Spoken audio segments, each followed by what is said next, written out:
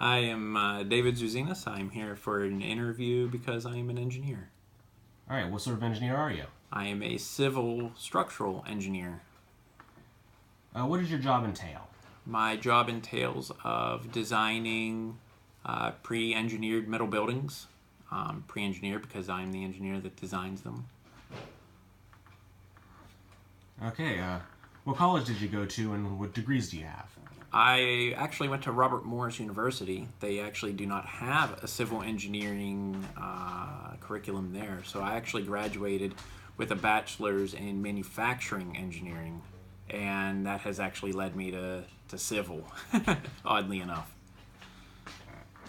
All right, what made you decide to become an engineer? I've always wanted to be an engineer since I was about in elementary school. It's just primarily solving problems using math and science in order to do so. Has just been fun for me. I may not have been the best at it, but I found it to be the most fun and interesting. How long have you been an engineer? I've been an engineer for 6 years. Do you enjoy being an engineer? I do, actually. It does have a lot of upsides. And even though the downsides, if you're doing something that you enjoy, then you just take it as it is and just continue moving forward. All right. What's the most difficult part of your job? And the most difficult part of my job would be,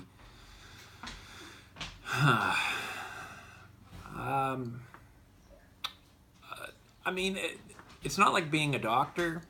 Doctors have to sit there and memorize a lot of codes. It's not like being a lawyer, having to memorize a lot of law, which is actually appealing to be an engineer. However, there are a lot of code books, and in those code books is a lot of math derived from primarily testing, and a lot of times it's up to interpretation, and it can be very difficult to read and understand. So I would say the most difficult thing would be trying to understand the code so that you understand enough to know what you're designing, to be able to kind of move forward and have confidence that what it is that you're doing makes sense, primarily to create a safe structure that's not going to fall on anyone. So that has its challenges, but it's a fun challenge. All right, do you have any grand aspirations? The American dream, I suppose. Do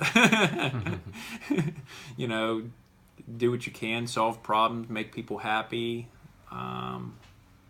get wealthy in the process. But I guess in the 6 years that I've been an engineer, I've fulfilled a lot of my goals already. I would say from here on, if I had to come up with a grand aspiration, it would be to learn more, possibly go back to school for a master's or doctorate.